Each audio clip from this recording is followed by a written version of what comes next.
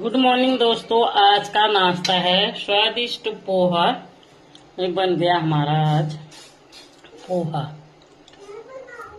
दोस्तों ये बन रहा है हमारा पोहा। क्या बन रहा है? पोहा।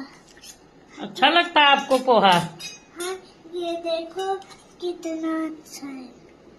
खा लो फिर। हम दादू भी तो खा रहे हैं ये। हम बना रहे हैं तो कैसा लग रहा है पोहा? बहुत अच्छा।